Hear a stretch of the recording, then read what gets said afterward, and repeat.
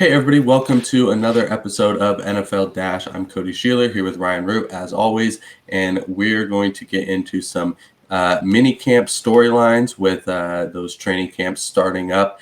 But first, we're going to kick it off with another installment in our top 5 series, and we're going to go to the other side of the ball this time. Last week we did quarterbacks. If you haven't seen that, you can go check that out on our YouTube channel. This week we're going to go to the quarterback's worst nightmares and go with edge rushers. We're doing top 5 edge rushers, not defensive ends, because that is an antiquated term and it's not. It's just there are such things, but it's edge rushers, defensive ends, outside linebackers. So just guys that get after the passer from the outside. Ryan, I'll let you kick it off. We'll go from 5 to 1 again.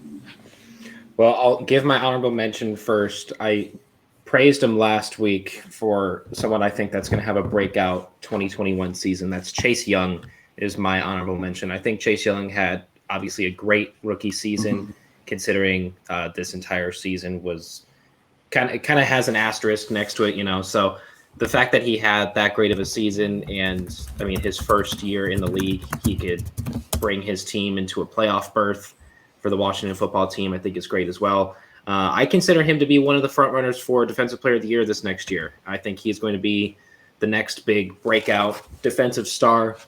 We might be looking at Khalil Mack 2.0 here. I consider him to be he has one of the highest potentials in the league, I think. Mm-hmm. Yeah, no, he's certainly the next guy in this discussion. And who knows if it's a year from now or a few years from now, he certainly would own one of these spots. Yeah, it's the fact that he's done it all in this rookie year to the point where people are just afraid for him coming at the quarterback. He this year it was Kyle Pitts to be like the unanimous, this guy is going to be a really good player in the draft. Last year's draft, it was Chase Young. Everyone just knew Chase Young was going to be an instant, impact maker. And I think this next year he'll 10 sacks is quite a minimum for him. I think he'd be nearing towards 15 if you ask me. And I think he's going to have a huge year. Yeah. So who's your number 5? Who's actually kicking off your list?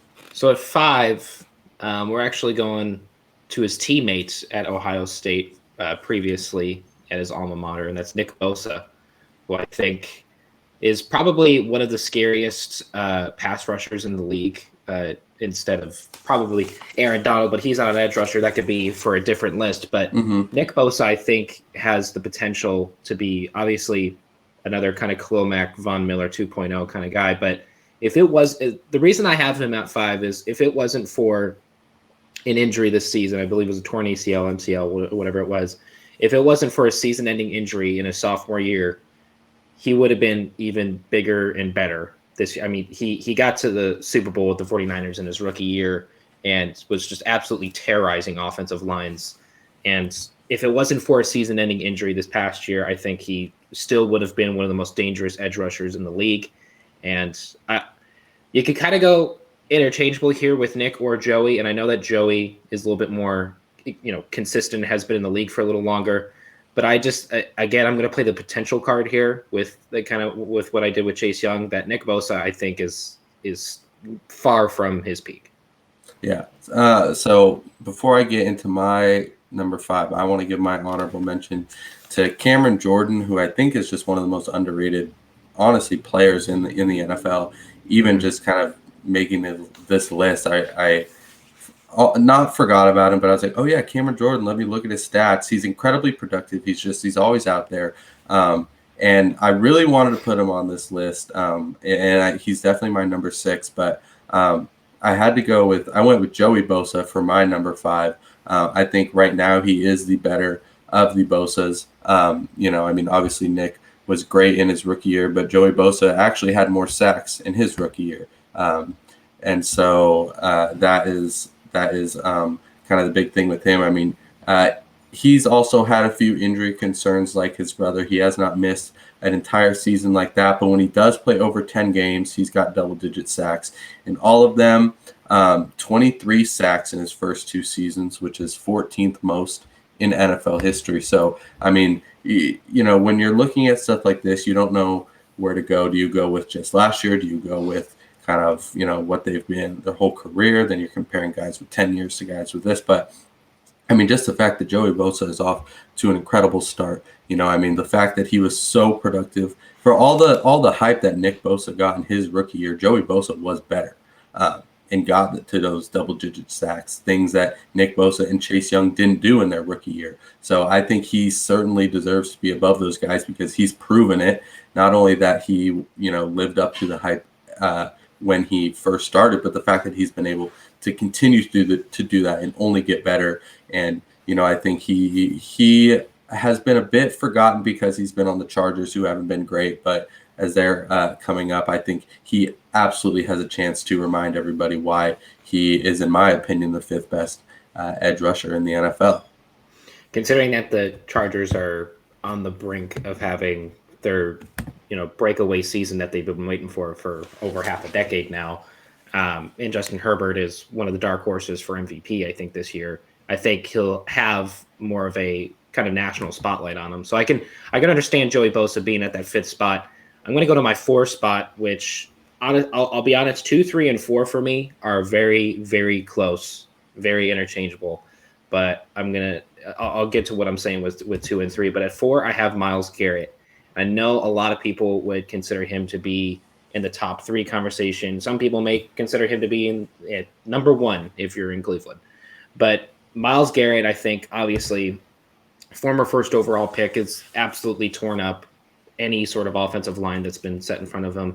He did have, that drama with the helmet incident with Mason Rudolph, and that's not taken into account with this list at all. But he's had a little drama associated with him. But aside from all of that, he's just been a producer. He's just been an absolute mauler of an offensive line. If it wasn't for a crazy trick play on 4th and 1 from Kansas City in the AFC Division Championship, I mean, the Browns could have probably given Buffalo a run for their money, and that would have been a very entertaining AFC Championship game. And Myles Garrett would have been one of the biggest difference makers of that game. I think if Myles Garrett was to go against whoever was to win in the NFC in this alternate timeline. Sorry, I watched the first episode of Loki, so you're going to have to bear with me here.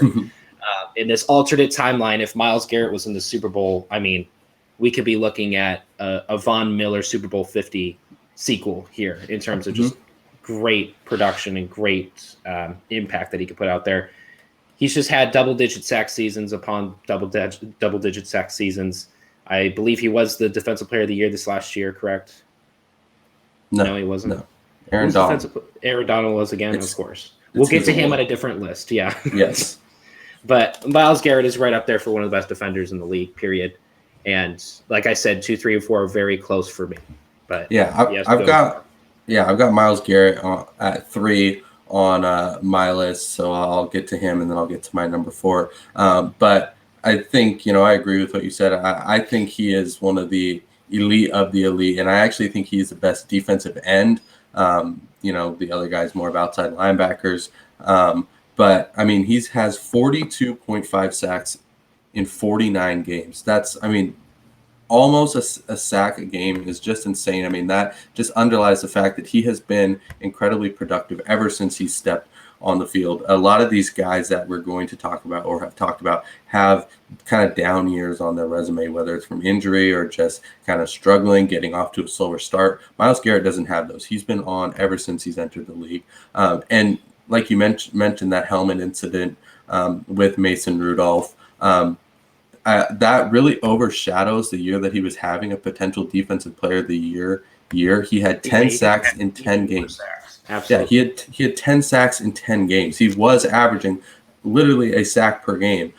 So he was having an insane year that year, and then obviously ended due to those unfortunate circumstances. It's just a bad move on his part, but he came back firing just as well, and he was a first-team All-Pro last year for the first time in his career. And this is just a guy, he's just worked every year. He's gotten better. He's gotten physically stronger and more ready for the position, and he's just turned that into production every year. And I think he absolutely deserves this place among the top edge rushers for a really long time.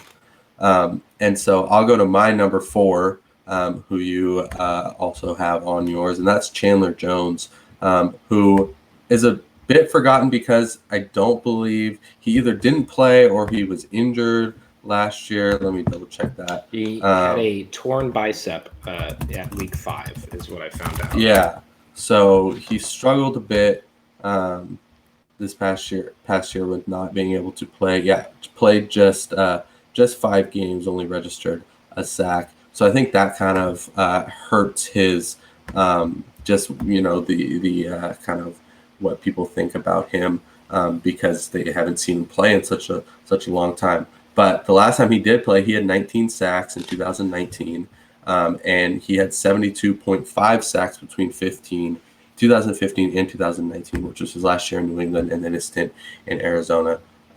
So I mean, he has certainly just turned into one of the most productive and just overall guys who can just get to the quarterback consistently and keep doing that. So yeah, I mean, I think Chandler Jones. I mean, I'm not going to lie, I have forgotten.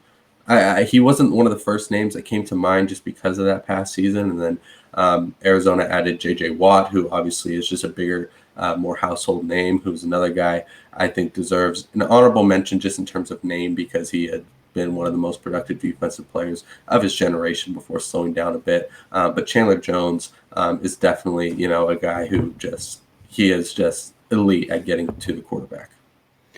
I know you said a little bit about it with Cameron Jordan being one of the most underrated, underappreciated players in the league. That, to me, I would label with Chandler Jones because, I mean, I'm looking up stats that were associated with Chandler Jones. One that stood out to me, so, you're going to have to bear with me with this stat. But, so I looked up forced fumbles in a career and forced fumbles in a season. He's on pace to being one of the top forced fumble leaders in NFL history. And I think we might have lost Cody on here. Well, he'll be back momentarily, but bear with me on this stat here. There's Cody. Now he's back.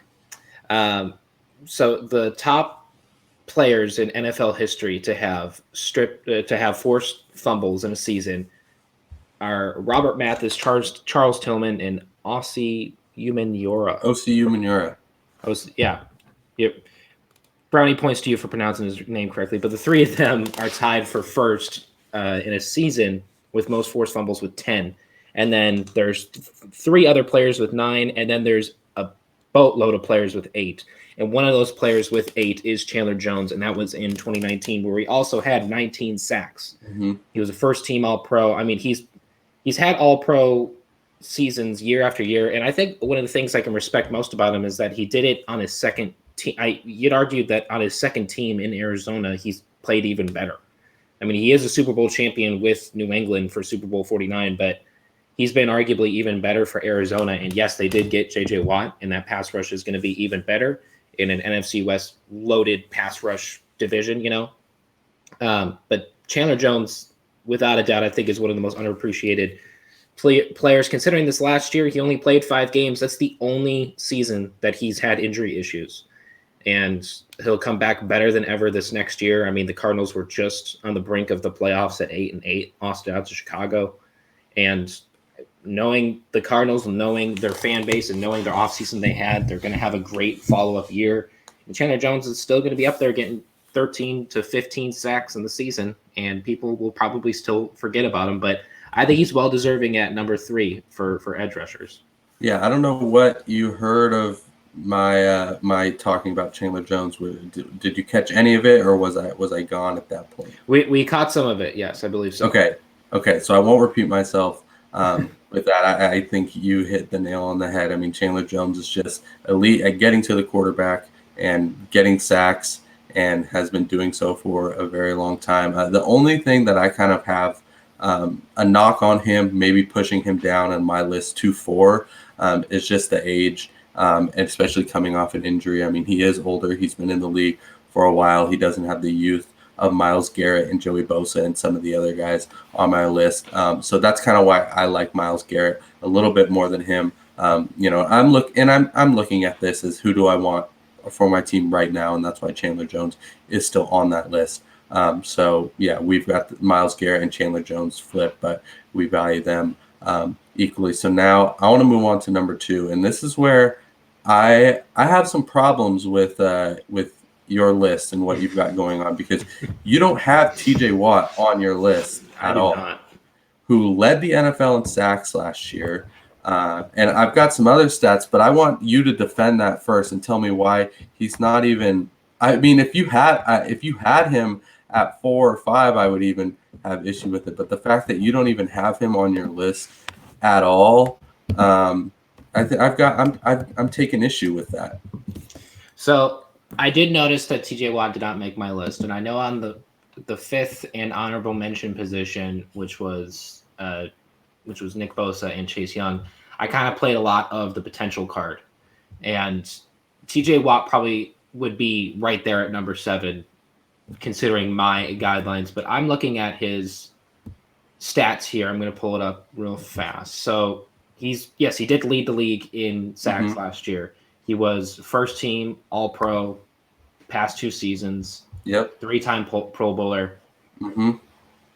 For some, you're going to have to bear with me here. I don't think he's really proven yet that he can deserve to be up with these other 5 guys, because although I'm playing the potential card with the honorable mention and 5th position, 4, 3, and 2 for me all have shown consistency throughout all their years, and he's had double-digit sacks in all but one of his seasons, and that was his rookie year, and he's had no injury issues. I know. I'm not a TJ Watt hater by any means. If anything, I'm a JJ Watt lover, and TJ Watt I only found out through JJ. But it's one of those positions kind of similar to quarterback, where it's like there's so many good players at the position. And like I said with Nick Bosa, if he wasn't injured, he'd be right up there for a Defensive Player of the Year candidate. And I think Chase Young is going to be one of the Defensive Player of the Year candidates this next year. But then Myles Garrett has already proven to be just an absolute monster in Cleveland. And I'm sorry, but TJ Watt, just to me, he is a great edge rusher. This is a very talented position group in the NFL. I can only pick 5. And TJ, you had a great past 2 years. If he has another fantastic year this next year, which everything's aiming towards him having a great year in 2021, he probably will replace either Nick Bosa or Chase Young on my list if one of them does not have as good of a season as TJ. But well, he should already be over both of those guys, because he's again proven, I played the potential card with that. But he's already proven that. You're playing potential, and you're knocking a guy who has lived up to that potential. Because I think the 2 people who have potential can be even better than him when they get to his point in his career.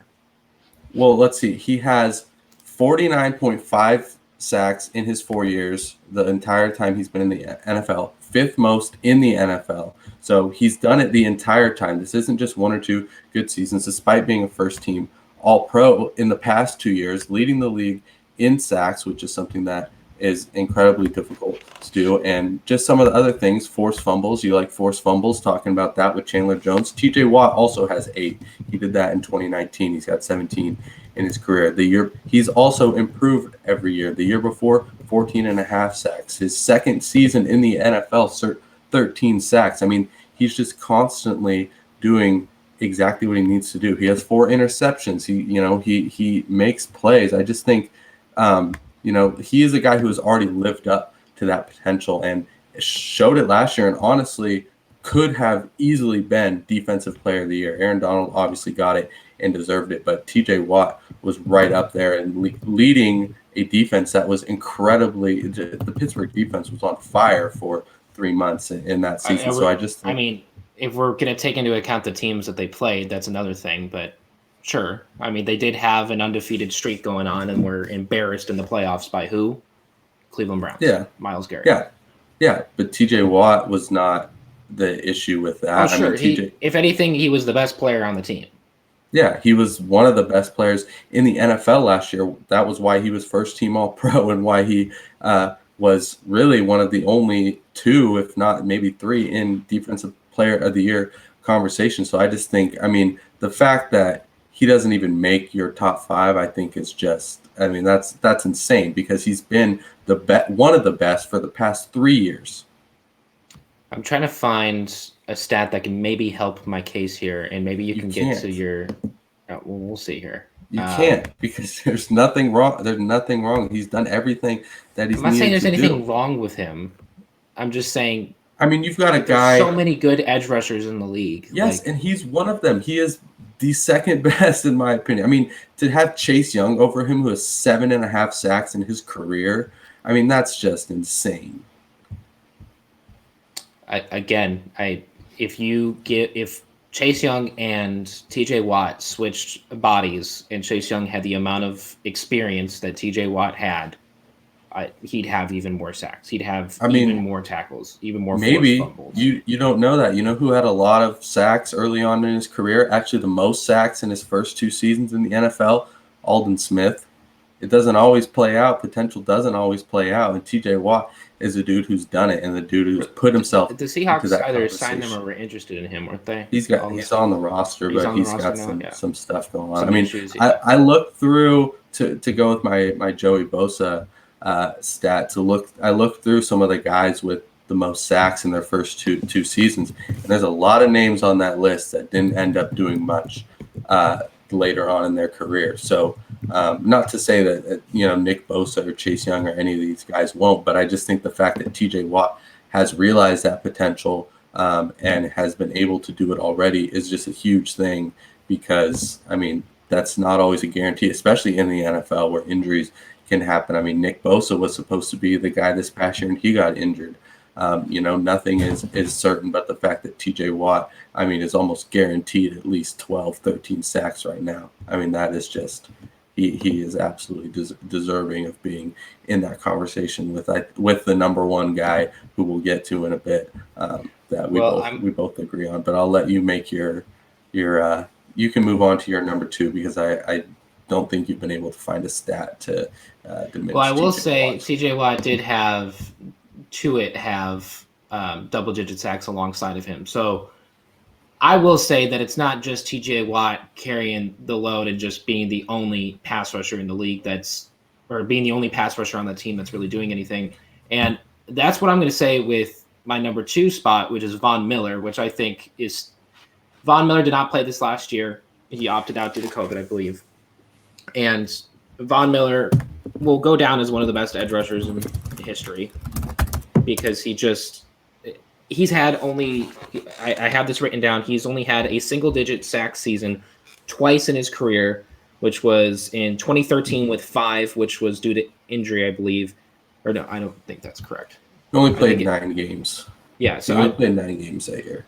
And then 8 in 2019. He did play most of his games, if not all of them, in 2019. 15. But Von Miller is also up there with forced fumbles as well. He's just a strip sack machine. We could see it in Super Bowl 50 that it can absolutely switch the tide of the number 1 offense in the league that year. That was the Panthers. If Von Miller has not had that much of injury issues really at all, he's been probably one of the biggest divas on the Broncos roster in terms of, I mean, he knows he's one of the best in the league. He wants to get paid. He wants to get paid that to match that. Von Miller, I will say, has not been playing with the steel curtain defense that TJ Watt has.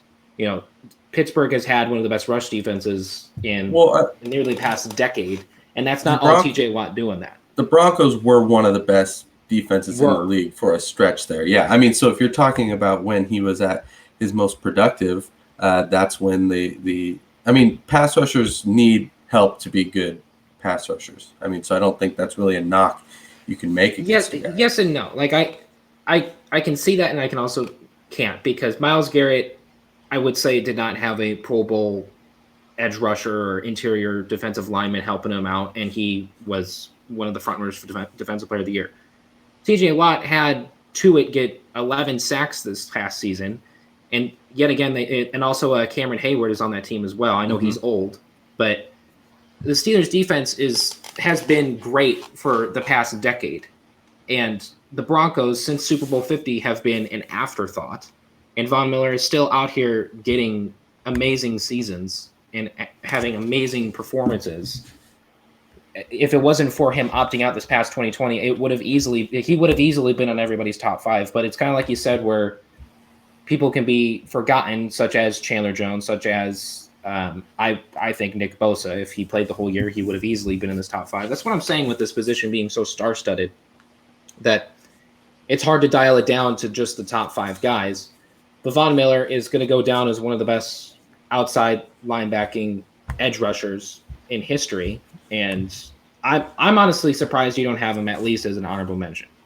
I mean, he was on my. I made a list of guys. I went through and just made a list of all the defensive edge rushers that I think could warrant a spot on this list. He made that list, but I mean, I just looked at the top. I just think it's too heavy at the top. I mean, you talk about. I mean, Chandler Jones, the last time he played, got 19 sacks. That's why he's on my list. The last time Von Miller played, he only got 8 sacks.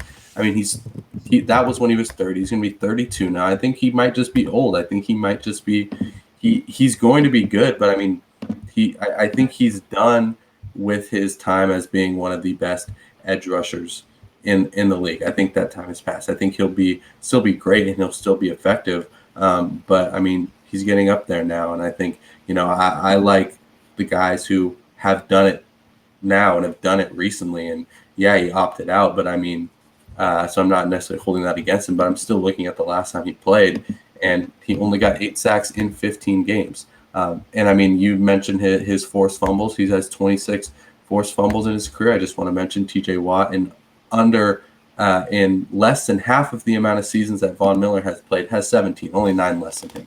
So that's another thing, just to look at him with that. But I mean, yeah, Von Miller is great. If you're looking at his career, it's incredible. But I don't think that he's at the level. These guys all on my list are all performing at the peak of their powers right now, which is something that I don't think Von Miller is, and that's why he is not on my list at the moment.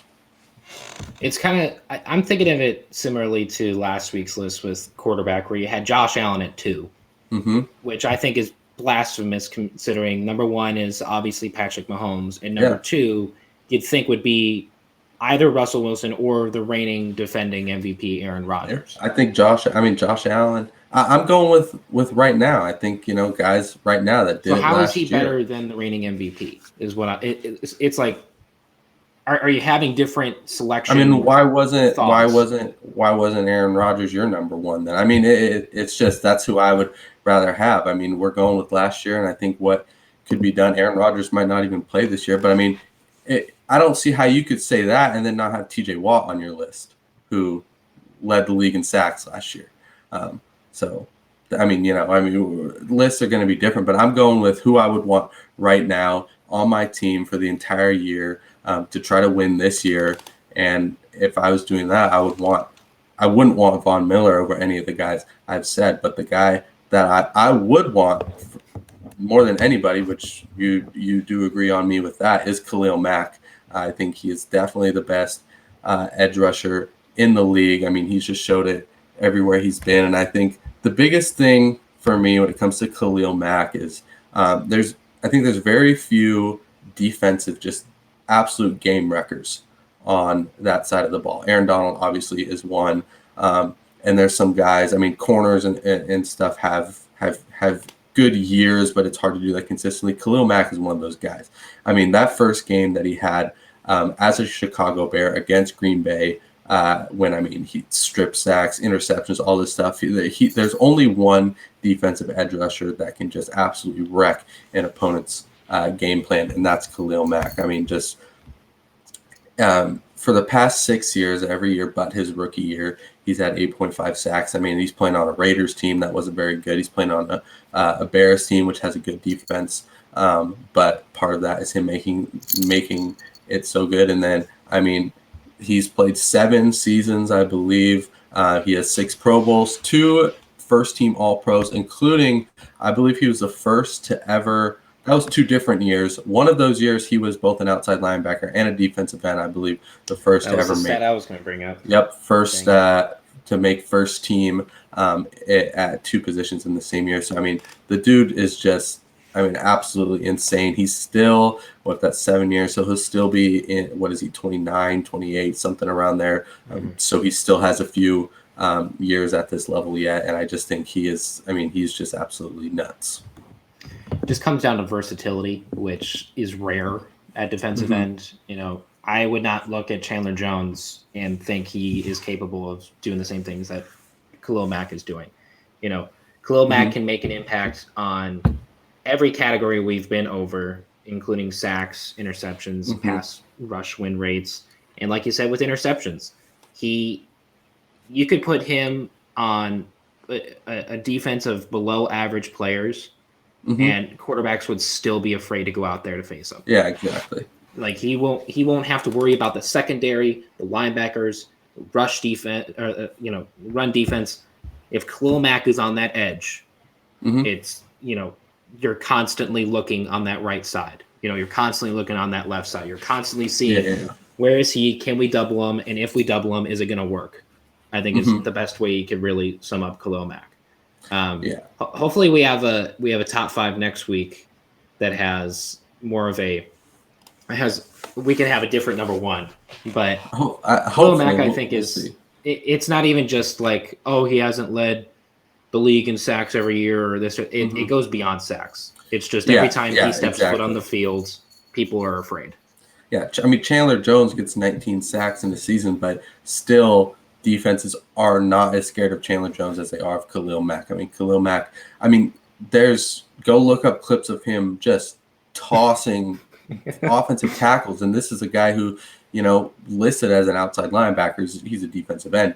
But, I mean, just the strength that he has. I mean, the fact that, like you said, I think he's one of the very few people that can absolutely blow up an offensive game plan and completely ruin what they're trying to do. I mean, Jadeveon Clowney, we saw him do that one time for Seattle against San Francisco. That is what he can do at the peak of his powers, which is why he's not anywhere near this list. But Khalil Mack does that every single game, and he's been doing it for a long time. And I just think he is certainly that guy that deserves to be at the top of this list. We're going to hop over back to the offensive side of the ball, and like I mentioned at the top, the training camps, mini camps are starting. The rookie OTAs, I believe, just got done with. So teams are getting fully back together. Some people are kind of opting out, taking it slow. For veterans, that's all right. But there are some guys who are not going to be able to do that, and that because there are some quarterback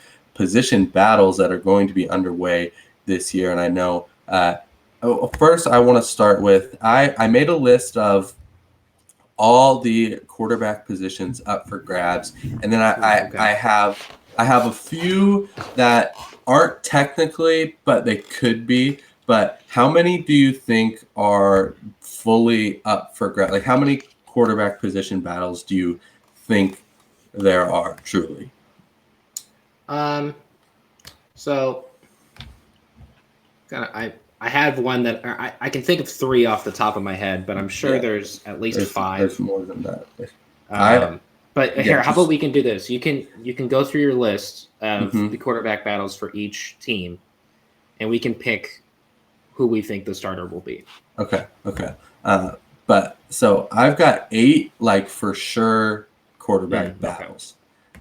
And one of those is Houston, which I'm just assuming that Deshaun Watson, I don't know. He's a hard one out the gate. Okay. he still wants to be traded, whether he even comes back or not. There's so much around him that I'm throwing Houston in there as this is going to be a quarterback battle. I don't think Deshaun Watson plays for them, whether it's for one reason or another. So I'm just saying, so that's one of them with a bit of a caveat, but I don't think we see Deshaun Watson play there. So do you want to have a pick for that, or that might? I'm assuming they're going to sign a veteran quarterback. They have Tyrod Taylor on. They have Tyrod Taylor. Okay, so Tyrod Taylor's going to start. I know Davis Mills got drafted by them. Yeah. So he's not going to start over Tyrod. But. No, he'll come in. When Tyrod gets injured or stabbed in the lung or whatever, and then he'll win rookie of the year because that's what Tyrod Taylor does. So that's one of them. That's a bit. But then obviously New Orleans, I think, is the biggest and most consequential one on that list. Just the fact that they are a team that should be looking to still contend, and are one of the only ones, if not the only, one of the only ones without a rookie or a true like young player in that. It's really two veterans going at it for that. So you can give me your little take on that. We'll have to go through these fairly quickly. Can't spend too much time, but yeah, just what do you think They about basically have the choice if they want to go safe and solid or they want to be like, I guess revolutionary is a big term, but you can either go safe with Jameis or you could try to absolutely switch up the game with Taysom Hill. And I, for one, think Taysom Hill is not a starting quarterback in this league. I think he is. I kind of what they did with Lamar Jackson his rookie year, where they threw him in here and there, and kind of what Taysom Hill has been doing. Yeah. He can play the Swiss Army knife card for his tenure at New Orleans. He's not going to be someone who's going to take the opening and closing snaps of the game. And the guy hasn't thrown a passing touchdown yet. I mean, how am I supposed to say that he's supposed to be this big revolutionary quarterback when he hasn't made the plays? And Jameis, as much as people love to hate on the guy with his 30 interception, 29 interception year with Tampa Bay before he went to New Orleans. He's thrown 4 passing touchdowns. Okay, and how many interceptions has he thrown? I believe it's more. His touchdown 3. to interception. Okay, so his touchdown to interception ratio is still pitiful, and he's had however many pass attempts, and they've been on the goal line, right? Lord knows they're not 30-yard bombs, right? So my only thing is Taysom Hill, he'll be fun, and I think they'll probably do either a 60-40, 70-30 kind of distribution between him and Jameis, but Jameis is going to take the bulk of the snaps. Yeah, I mean, Jameis is probably the starter. He's incredibly talented. If Sean Payton can work his magic and get him figured out, then he should be the guy there. But I think Taysom Hill we saw him start in Drew Brees' absence a bit last year and, figure out what they can do. I think he obviously makes the team totally different, and I think they are still talented enough to be good when he does that. But I think he just provides a great backup plan. I do think he's most effective in that Swiss Army knife role, and one of the reasons I think they struggled in the playoffs is because they didn't have him to come in and kind of, he's really good in third down, fourth downs because he provides more options. If it's 4th and 1, 4th and 2, to have some sort of option run with a quarterback or RPO is great, and to draw up plays that will work. But if Jameis does struggle, which we've seen him do, he had a 30-30 season in Tampa Bay. If you want to talk about touchdown to interception ratio, there's your guy right there. The dude goes. He has double-digit touchdowns. How about that? Yeah, he also. I think. I don't. Was that the most interceptions? It's certainly up there for most interceptions in the season. So yeah. I'd rather have a dude that throw. I don't know, but you don't want to see the same amount of interceptions as touchdowns. I believe. What he had. I don't remember, but the dude throws an incredible amount of pick sixes as well, just sets up the defense in horrible positions. But if he does struggle and just stinks, you can throw Taysom Hill in there, and you can be solid. Ian Book is there. They drafted him. He's certainly not the option now. But, it's not like you have a rookie in there that you're really relying on a guy like Jameis to be that starter. So I'm going to hit another one that I'll do the bigger ones first, and then we can kind of speed round it. So I'll go to, how about, I'll let you, you can take your pick for this next one. You pick the next one that I'm most intrigued about, or I shouldn't say most intrigued, but one that I want to keep up with the most, which I guess means the same thing.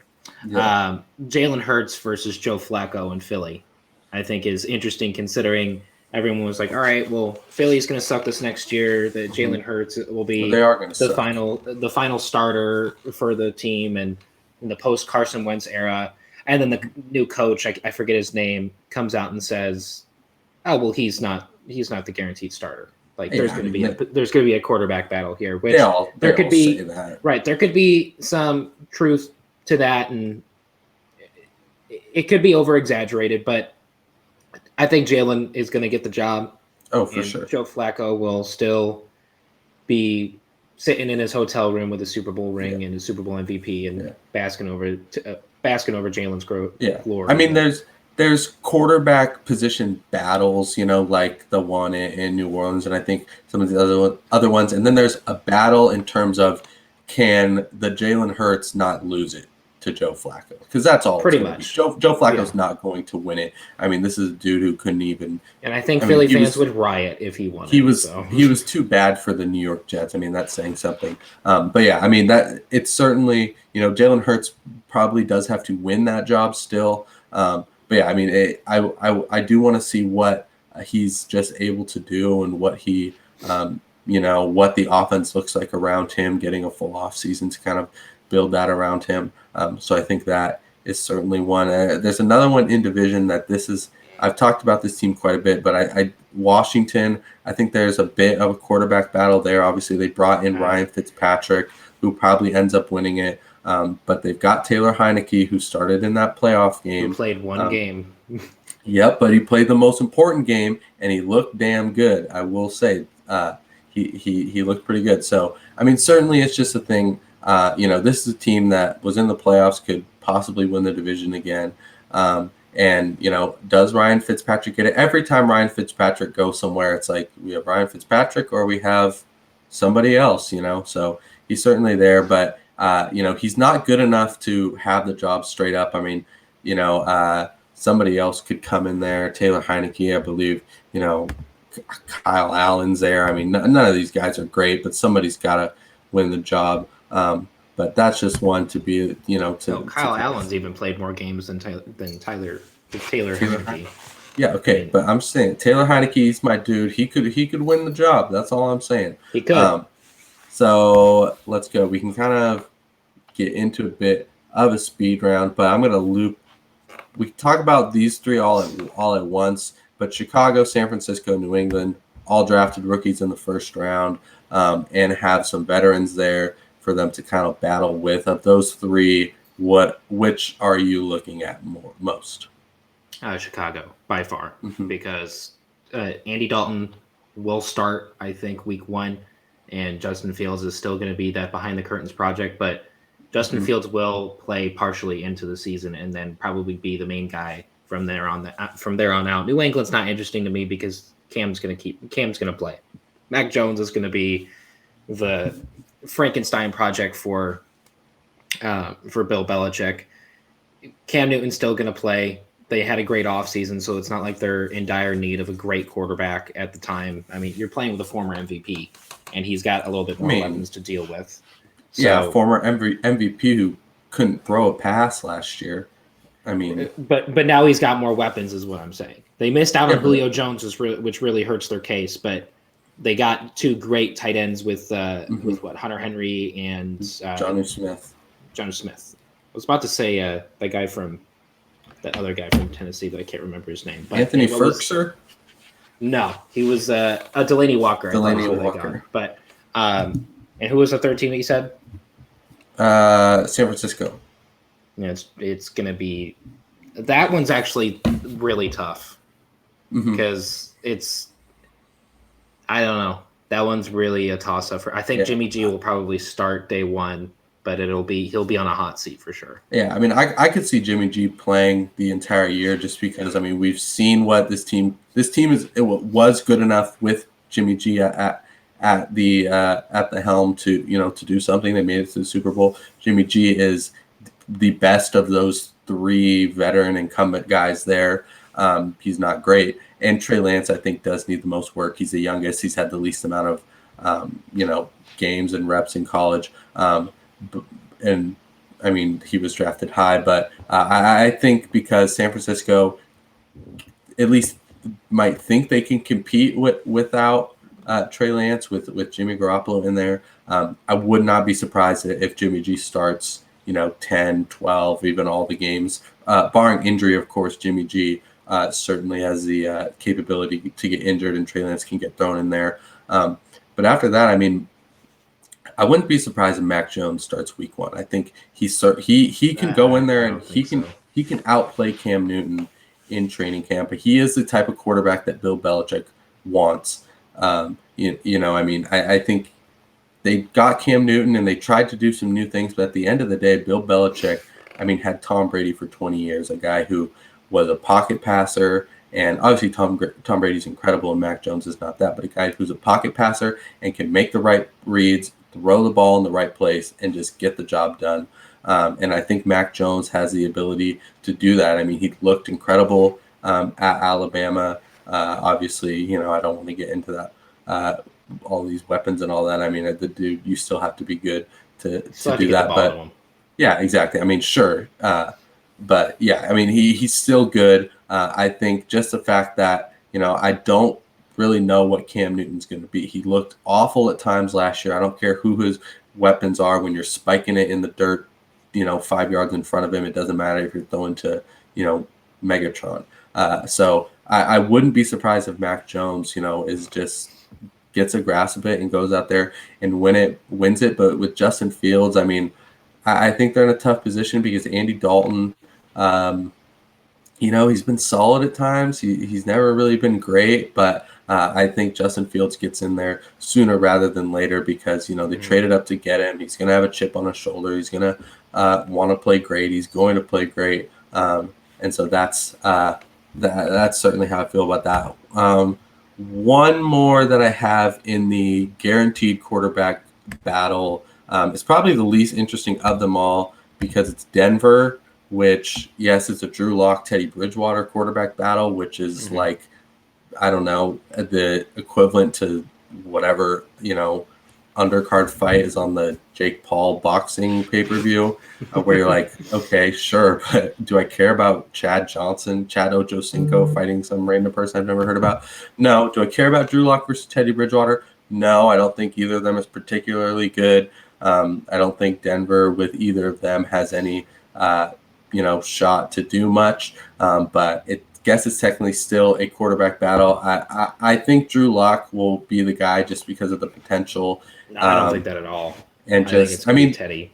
They traded a 6 for Teddy Bridgewater. They certainly didn't want him that bad. I think he's there in case Drew Lock messes up, which is very likely. They've given Drew Lock plenty of opportunities. He had the worst completion percentage in the year in the season last year. What at like 53-54%, like that's pitiful for a quarterback. And he doesn't have garbage targets to work with. He's got 2 great running backs in the backfield. That one of them is a receiving back in Phillip Lindsay. Phillip Lindsay's gone. He's got okay. So Phillip Lindsay is gone, but they still got Cortland Sutton, Jerry Jeudy, and what's the other guy I'm trying to remember? There's a third guy. No receiver. Yeah, tight end.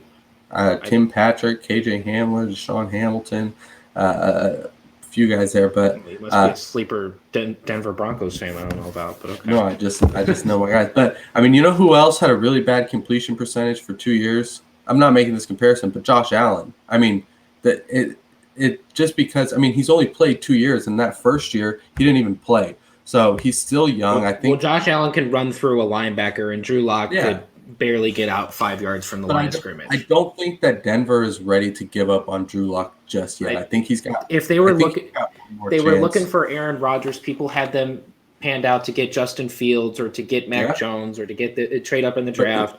They didn't. But they didn't because they wanted to go corner and they want to keep up their defense. But they got Teddy Bridgewater right before the draft, which says, okay, well, we can use this guy. We don't. They knew they had a very slim chance of getting any big quarterback in the draft from where they were. They got Teddy Bridgewater, who had started the entire season previously with Carolina. I mean, he filled in for Drew Brees and played great. Teddy has proven himself to be a great bridge quarterback right up there with the Tyrod Taylor. I mean, yeah, he's proven himself to be mediocre. And I think that they'll go to that by default, but I think they're going to give Drew Lock Drew Lock will not start over him week 1. That's my prediction for NFL. And NFL week 1. I guarantee, barring injury or something that keeps him out, Drew Lock is a starter week 1 for the Denver Broncos. I guarantee it, and I think they go to Teddy Bridgewater. Teddy Bridgewater has just been hopping from place to place to be a backup or a stopgap type guy, and I think that's possible in Denver, but I don't think that's going to be the plan right away because I think they still need to give up on Drew Lock after a season and a half. I just think is stupid.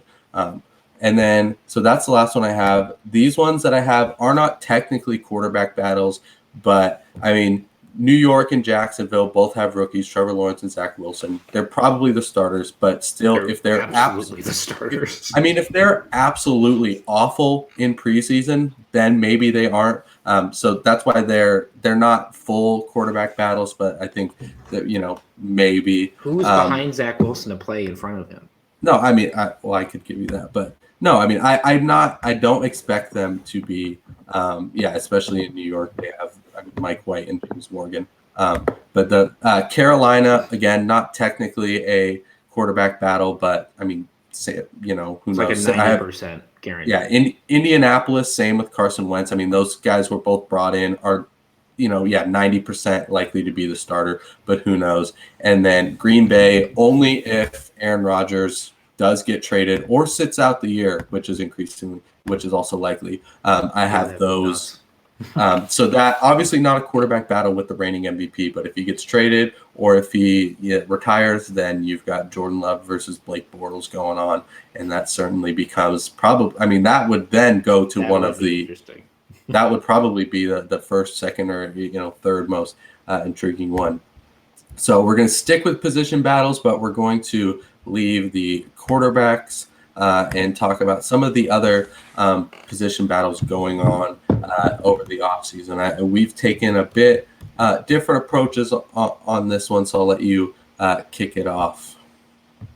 So one that sticks out to me considerably, which I don't think has crossed many people's radars, that I think it should be at least a topic of conversation for Jacksonville.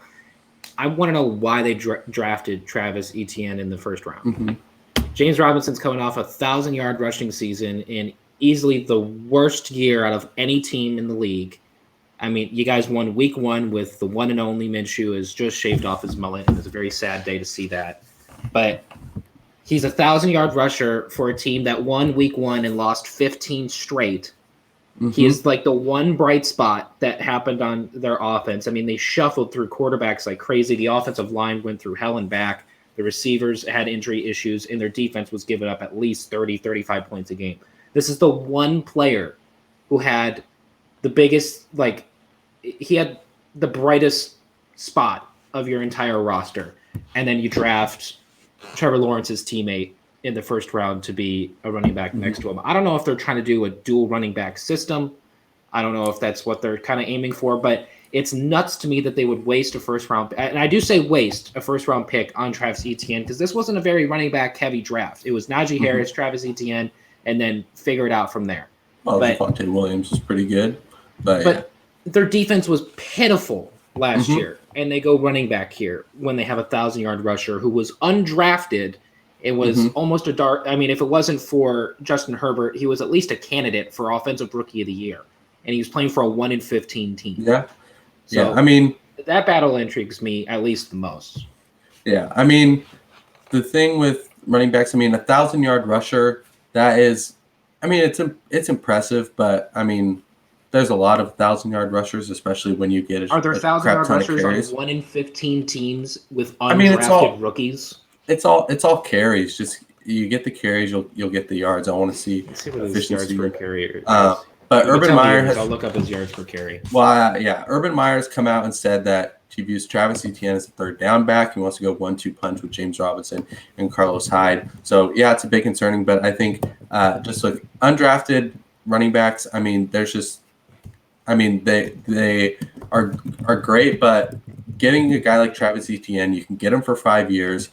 Teams don't like to pay running backs, and when James Robinson, you're not going to pay him whenever he's up. I mean, you signed him as an undrafted free agent. I mean, there's no draft capital invested in him. Yeah, he rushed for 1,000 yards, but are you going to argue that James Robinson is more talented than Travis Etienne? Because he's not. There's a reason why he went undrafted and a reason why Travis Etienne. No, I just think he would have had a bigger impact on a different team. There's plenty of other teams that have running back issues. Buffalo could have taken him, and it would have been great. I don't think Buffalo had a first-round pick, but no, they did. They picked a little bit after, but yeah, I mean Travis Etienne is going to be the guy in there. But I've got another running back situation that I want to talk about, and I'm going with more towards teams that are actually going to contend and are going to be good teams, and which is why these position battles intrigue me a bit more, because I think these position battles might have ramifications on division titles and conference titles and Super Bowls. But I'm going with Baltimore in their running back room. Mark Ingram is gone now, who was kind of on his last legs anyway.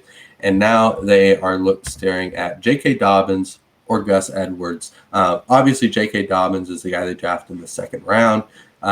2 drafts ago, he was elite at Ohio State. And Gus Edwards has kind of just been around. But if you look at what they did last year, Gus Edwards actually had more carries. So they used him more than J.K. Dobbins last year, and they were pretty similar. J.K. Dobbins had a little over 800 yards. Gus Edwards had a little over 700. 9 touchdowns for Dobbins, 6 for Edwards, and then Dobbins was at 6 yards per carry. Gus Edwards was at 5 yards per carry. So I still think this probably goes to Dobbins. I think he's a more talented guy, but Gus Edwards has been a guy who's had that a stat line very similar to that, around 700 yards for the past few years, and has been the backup there. So,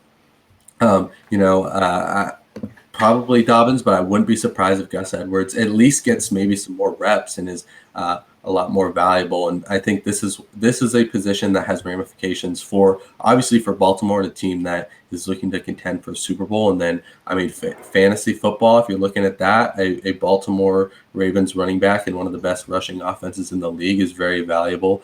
So this is a position that really matters, I think, at the landscape of the NFL.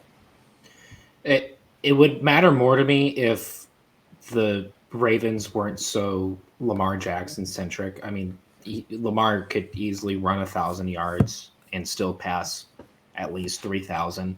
And it's impressive that, so when you said that Dobbins got 800 and Edwards had 700. And Edwards had 700. They were both playing. I know they were both playing for the Ravens. Yeah. Yeah, they were both. So that's the thing. The Ravens like to use they like to kind of use a lot, rotate. And Mark Ingram was there. I don't know what he did last year. Mark Ingram had I think he had injury issues or some sort. Yeah, 9 games or 11 games, only 300 yards. He was out the door at the end of it. But yes, Lamar Jackson is going to get a lot of rushing yards, but there's also a lot of option plays where the defensive end bites on Lamar Jackson because he's Lamar Jackson, and then the running backs got it. So that's a very valuable position to run behind an offensive line like that, and with another rushing threat there. So, it's intriguing considering that it's a Super Bowl contending team, like you said. I know they focused on getting Lamar some more help in the first round of the draft, which I think is the right move to go.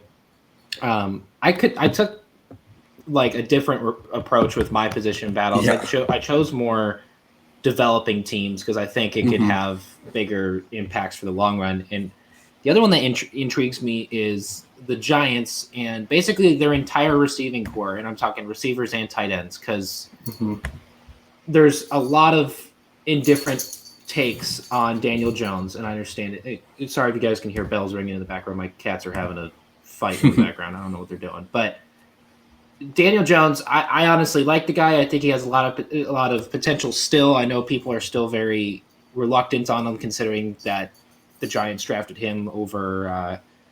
Who was it that they drafted him over? Dwayne Haskins. Was it Dwayne? Was that the other? Were those the two people that they were debating with drafting? People were mad when they took Daniel Jones over Dwayne Haskins. Well, okay, so obviously they've won that pick so far. But I'm looking at the receivers. Obviously, they still have Darius Slayton, and they still have Sterling Shepard. Yeah. They pick up Kenny Golladay. They now have John Ross. Tight end, they still have Evan Ingram, who's obviously had some inconsistency issues and some injury issues. They got Kyle Rudolph, who's a former Pro Bowl tight end. They even have Toilolo. who I know used to play for the Falcons. It's Mhm. they have so many. Like, I'm not talking that we have any all pro talent, any all pro Well, I talent to mean, work with here, but Kenny like, Galladay is really good. but Kenny Galladay is probably the best Mhm. receiver of the bunch there, and I would argue Kyle Oh, for Rudolph sure. is the best tight end of the bunch there. They just have Maybe. people to work with on top. Like, they have at least 5 or 6 weapons to go off of. They're going to have to organize it somehow, some way. And much like the Tua situation in Miami, Hmm. Daniel Jones has all these people to work with, and I'm not even bringing up Saquon Barkley in the backfield Yeah, yet. He's and got all these and people to work with. you're not even bringing up one of the most intriguing options, which is Kadarius Toney, the wide receiver they drafted in the first round. Mm-hmm. And yeah, I mean, certainly, the way I see it playing out is Kenny Galladay is obviously the number one there, receiver. Evan Ingram will be the starting tight end because he is the more physically gifted and But naturally I'm saying talented Kyle player. Rudolph could But still be a great red zone threat, though, yeah, because no, he'll he's be a red proven to zone be guy, so. and Evan Ingram is going to disappoint, and Kyle Rudolph will be a consistent, kind of baseline. And then, yeah, Slayton, Shepard, Tony, they've got a lot of weapons there to work with and figure it out. John Ross and Dante Pettis, the UW bust John Ross is castoffs. John Ross is So just such a speedster. I don't think many yeah, people are even taking that into account yeah. either. I mean, I view those two as fairly inconsequential, but yeah, I mean, the most intriguing part of this is how it will help and impact Daniel Jones Right. because he needs to, you know, get it figured out. He's in him and Drew Lock were the same class. They're both entering year 3. I mean, Daniel Jones has been better, but I mean, 3 years in, this is kind of when you start to figure out what you've got in a guy. And he needs to turn it around sooner rather than later. He's shown flashes, but he certainly got the wide receivers to work with, and it'll be interesting to see who is the wide receiver 2 in that group because Galladay is obviously the one. I But would I Slayton, would think Sterling Shepard, I think, is a dark horse yeah, for that receiver too. and I mean Sterling Shepard, I think will probably end up working in that slot role. Just based on the sizing, Darius Slayton is a speedster on the outside, but and Kadarius Toney's a gadget guy. But yeah, I mean Sterling Shepard could be an absolute just possession receiver, just rack up a bunch of catches. I'm going with maybe the least sexy of all positions. Oh, I guess it's not kicker or punter, but I'm going with the Kansas City offensive line, which I think is one of the most important things, and it should be one of the most important things everybody is thinking about because if you watch the Super Bowl, which millions of people did, I don't want to say the only reason they lost, but the biggest reason they lost is because they couldn't block the Tampa Bay Buccaneers. And Patrick Mahomes was running for his life and still firing off incredible throws. They were just outclassed and outmatched on the offensive line, which has been one of the strengths of this team. So Mm-hmm. they brought in. I mean, they traded for Orlando Brown from the Ravens. He'll be the left tackle. They've locked that up. They've got now. They signed Joe Thuney from the New England Patriots in free agency to a huge contract for a guard. They got Kyle Long out of retirement, who's a former Pro Bowl player for the Bears. They have Laurent Duvernay-Tardif coming back from opting out to work as a health in the medical field during the COVID pandemic, and they have Austin Wiley also there, who played a decent role for them last year when their depleted offensive line. So that's 2 guard spots and maybe a right tackle spot that one of those guys slides out to. I believe they have Mike Remmers right now at right tackle. He probably isn't the guy. Maybe Kyle Long slides out there or whatever. But I mean, you've got Patrick Mahomes, who we both agree is the greatest quarterback in the league right now. You've got to protect him, especially if you want to get back to the Super Bowl and win another Super Bowl and maybe even go up against the Buccaneers again, who you just saw demolish you up front. So, Joe Thuney's locked in, but I want to see what they do because, I mean, there's not a lot of holes on this team. They won the Super Bowl the year before. Whether or not their defense is great, whatever, their offense is so good that it's fine. The only thing they need to figure out is that offensive line. And if they can do that, then they'll be right back to being that juggernaut team and, write their name in pen in the AFC, championship game at least because they're that good with an offensive line that is functioning. The only thing I think that's knocking that position battle would be if there's any players that can get it done with a lacking offensive line or not a picture perfect offensive line, it's going to either be Russell Wilson or it's going to be Patrick Mahomes, as we saw in the Super Bowl. If you're playing against the number one defense in the league in Tampa Bay, and you're still getting off throws when you're parallel to the ground, that should obviously show. Wow, it is pouring outside.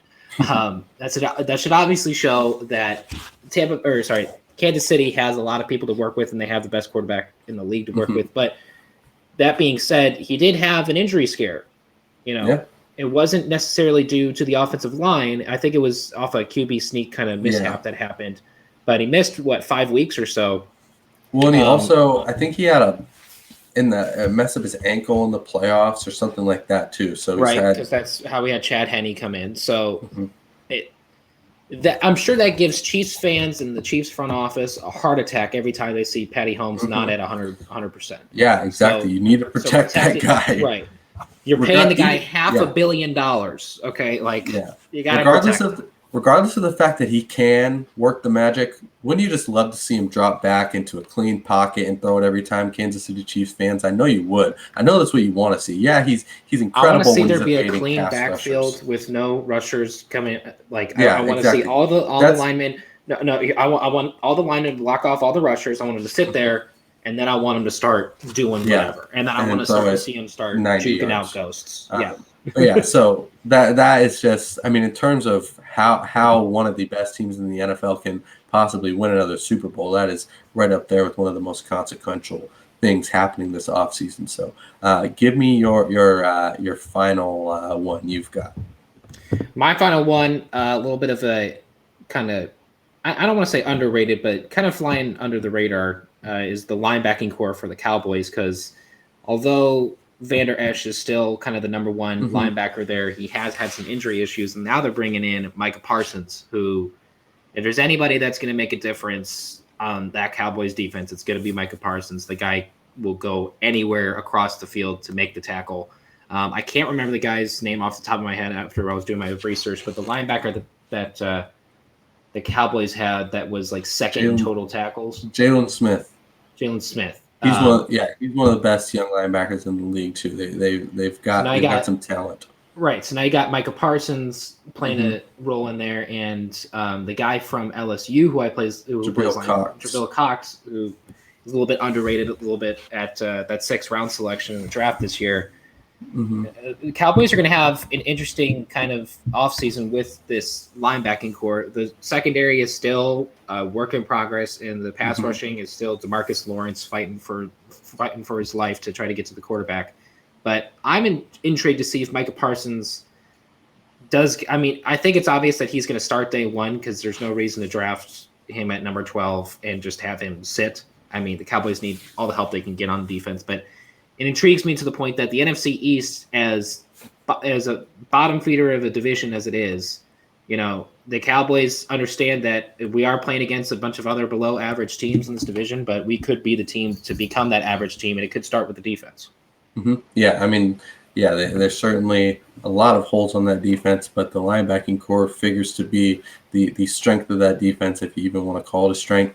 They've got a lot of bodies to use, and they've got to figure out a way to do it. So that'll certainly be interesting. I'm going to head back to the AFC North for my final position battle. And it's a team that has become the offseason darling, that has become I don't even want to say a sleeper. They're even in some cases a Super Bowl contender, which is the Cleveland Browns. And I want to talk about their secondary. And I think a lot of times position battles come from weakness, or from, how are we going to fill this hole or this or that. But in this scenario, I just think they've got a lot of bodies there, and they're going to have to figure out how to use them. If you're just looking, so obviously Denzel Ward's locked in at number 1 corner. And then behind him, you've got Greedy Williams, who they drafted in the 2nd round 2 years ago, Greg Newsome, who they drafted in the 1st round, and then Troy Hill, who they signed from the Rams and was really, really good in LA. So, who's going to be the cornerback 2? Who's going to be the slot corner? My guess is that Greg Newsome would get the outside job, and Troy Hill ends up in the slot. But, what are they going to do there? And then For safety, they signed John Johnson, who's likely to start. Grant Delpit was a rookie out of LSU last year and was really good before going down with an injury. And then Ronnie Harrison, I believe they traded from the Jaguars during last year and played pretty sound. And then they drafted Richard LeCount from Georgia, who isn't likely to start. Oh, did he? I think he might have cut out again. Dang. In terms of the Cleveland Browns secondary, I think it's obvious that they're okay. Wow, what a time to drop out. But what did you last hear from me? What was the last thing I said? Kind of going through all the members of the secondary and saying, yeah. So corner, they've got Greedy Williams, Greg Newsome, and Troy Hill behind Denzel Ward. Somebody's got to be the number 2 guy. Somebody's got to be the slot guy, and they've got the options for it. And then safety, John Johnson, was a big free agency prize, and he'll certainly be one of the starters. And then next to him will be Grant Delpit, who was a rookie out of LSU last year and was pretty solid before, I believe, going down with injury. Ronnie Harrison, who they acquired from the Jaguars in a trade, and then Richard LeCount, a safety out of Georgia, who will be a rookie this year. But, I mean, the Cleveland Browns, their offense is solid. They're going to, pound it with Nick Chubb and and then have Baker Mayfield throw to their weapons. And the offense will be good with Kevin Stefanski. The defense, obviously, we talked about Myles Garrett. He's got the edge rush down. The linebacking core, they've got bodies there. But so the secondary, I think, is really the final piece. And if they can put that together, and if they can, get a really good group there, then I think they are, deservedly so up there with the Chiefs and the Bills and, the Ravens as teams that could get to the Super Bowl. Now, I don't know how much of a hot take, if so, like blasphemous thought that this is. But with all the trade rumors surrounding Stephon Gilmore, I'm intrigued to see if maybe they could just put some draft picks together, trade off a corner, and that be the final hoorah to make a Super Bowl run. Because Stephon Gilmore, I mean, obviously would improve the secondary even further. What do you think about that? Yeah, I mean, I don't know the cap ramifications of that. I'm sure they can make it work if they want to. I just don't know if the Browns need to do that. I think certainly it would help, but I mean, they drafted a guy in the first round. They drafted Greedy Williams in the second round last year. So I think they're more intent on just going and kind of trying to fill it from within. If I think I think they signed Jadeveon Clowney to be an edge rusher. I think if they want to make a big move, I think it's more in that department than it is in the secondary, especially with Stephon Gilmore having a bit of a down year. But I mean, if they want to be super aggressive, that certainly is an option. I don't know, how willing Bill Belichick and the Patriots would be to trade him in the conference. Sometimes that's a big deal. I don't really think it is all the time, but I don't think Bill Belichick has elected to do that in the past. But yeah, I mean, certainly that secondary is going to have to come together at some point if they want to compete this year. They have to go through Baltimore. They have to go through Pittsburgh. Of course, they have to go through the Bills, and then you got to go through the Chiefs, and then somehow, some way, piece it together against possibly the Bucks. And I mean, not really. The Packers aren't really in that conversation as of right now. I guess it'd either be Seahawks or it'd be Rams, kind of up there as well. But they're above, I would say, over half those teams right now, and I'm rooting for them in a sense, because I think Cleveland needs a non-LeBron title in their history. So I think this is the last bit for them to figure out, and it could work wonders for them. Yeah, I mean, to get to that Lombardi trophy, which is obviously the end goal, you're going to have to go through some incredible quarterbacks with some on some great offenses, and they've got the pass rush with Myles Garrett and hopefully figuring out. But yeah, that secondary is really the final piece to becoming a true contender, and so that's why I'm really intrigued just at all 4 or 5 of those positions, how they play out. But that's going to do it for us this week. Thank you for tuning in. Remember to check out the Dash Sports YouTube channel for the previous episodes, as well as following Dash Sports on socials at Dash Sports TV on Twitter, Facebook, Instagram, and TikTok. We will be back with you with another episode, continuing our top 5 series. I believe we're going to go to running backs next week. So if you're interested in that, check that out. But we will see you next week.